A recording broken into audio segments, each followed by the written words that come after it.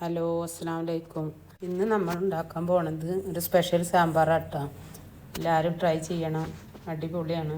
ഇനി നമുക്ക് വീഡിയോയിലോട്ട് പോവാം. നമുക്ക് ആദ്യം പരിപ്പ് വേവിച്ചെടുക്കട്ടോ. അപ്പോൾ ഒരു കുക്കർ എടുത്തിട്ട് ഒരു കപ്പ് പരിപ്പ് എടുക്കുക, 1/4 ടീസ്പൂൺ മഞ്ഞൾപ്പൊടി, 4 ചുവന്നുള്ളി, അതിനാവശ്യത്തിനുള്ള വെള്ളം, എന്നിട്ട് 4 വിസിലടിച്ചിട്ട് നന്നായി വേവിച്ചെടുക്കണം. അപ്പോൾ നമ്മുടെ പരിപ്പ് നന്നായി വെന്ത് വന്നിട്ടുണ്ട്. ഇനി അത് നന്നായി ഉടച്ചു കൊടുക്കുക.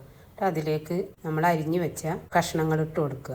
അതിന് എന്തൊക്കെ കഷ്ണങ്ങൾ എടുത്തിട്ടുണ്ട് നമ്മൾ വീട്ടിലുള്ളത് എല്ലാ കഷ്ണങ്ങളും എടുക്കട്ടോ. സാമ്പാർ കഷ്ണം ഞാൻ ഇവിടെ എടുത്തിട്ടുള്ളത് മുരിങ്ങക്കായ, ക്യാരറ്റ്, വഴുതനങ്ങ, കുമ്പളങ്ങയുടെ കഷ്ണം, ചെറിയൊരു ചേന ഒക്കെ കുറേശ്ശെ ആയിട്ട് എടുക്കുക. ഇതിലെല്ലാ കഷ്ണവും ഞാൻ ഇട്ടിട്ടില്ല. അതിൽ വെണ്ടക്ക മാറ്റി വെച്ചിട്ടുണ്ട്, സവാള മാറ്റി വെച്ചിട്ടുണ്ട്, തക്കാളി മാറ്റി വെച്ചിട്ടുണ്ട്. അതാണ് ഞാൻ സ്പെഷ്യൽ സാമ്പാർ എന്ന് പറയുന്നത്.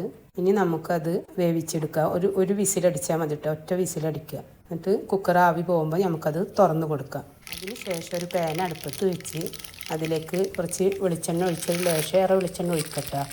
എന്നിട്ട് കടുക് ഇട്ട് കൊടുത്ത് ഉലുവട്ട് കൊടുക്കുക. ലേശം വേപ്പിൻ്റെ ഇല, 3 ഉണക്കമുളക് പൊട്ടിച്ചിടുക. എന്നിട്ട് നന്നായി വഴറ്റിയതിന് ശേഷം നമുക്കതിലോട്ട് ഞാൻ മാറ്റി വെച്ചില്ലേ സവാള, വെണ്ടക്ക, തക്കാളി, ഇത് 3 ഇട്ട് കൊടുക്കുക. പച്ചമുളകും ഒരു 3 പച്ചമുളക് കീറിയിട്ടിട്ട് കൊടുക്കുക.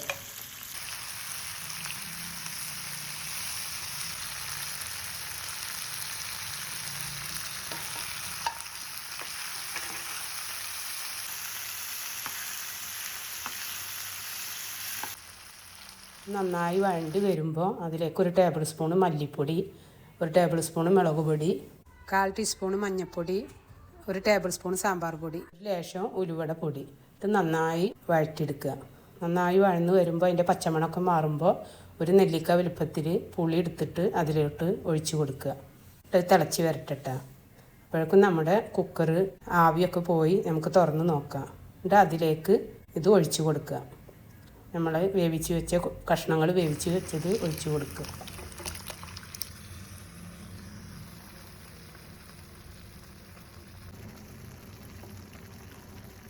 ഒഴിച്ച് കൊടുത്ത് നന്നായി തിളച്ച് വരട്ടെ. അടിപൊളി സാമ്പാറാട്ടത്. എനിക്ക് സാമ്പാർ തീരെ ഇഷ്ടമല്ലാത്ത ആളായിരുന്നു. ഞാനിത് ഒരാളെ കയ്യിൽ നിന്ന് അടിച്ച് മാറ്റിയതാണ്. പക്ഷെ ഇങ്ങനെ വെച്ച് നോക്കിയപ്പോൾ അടിപൊളിയായിട്ടുണ്ട്. പിന്നെ നമുക്ക് ലാസ്റ്റ് ആകുമ്പോൾ മല്ലിയില ഇട്ടിട്ട് ഇറക്കി വെക്കാം. നമ്മുടെ സാമ്പാർ ഇവിടെ റെഡി ആയിട്ടുണ്ട്. പെട്ടെന്ന് ഉണ്ടാക്കാൻ പറ്റിയതാണ്, അടിപൊളിയാണ്. ചോറിൻ്റെ കൂടെ, ചപ്പാത്തിയുടെ കൂടെ ഒക്കെ കഴിക്കട്ടെ. ഞാൻ ഇഡ്ഡലി ഉണ്ടാക്കുമ്പോഴാണ് ഈ സാമ്പാർ ഉണ്ടാക്കൽ. ഈ സാമ്പാറും ഒരു പപ്പടം, ഉണക്കലൊക്കെ ഉണ്ടായ അടിപൊളിയായിട്ട് നമുക്ക് ചോറ് തിന്നട്ടാ. വീഡിയോ ഇഷ്ടപ്പെട്ടാൽ ലൈക്ക് ചെയ്യണം കേട്ടോ, സബ്സ്ക്രൈബ് ചെയ്യണം.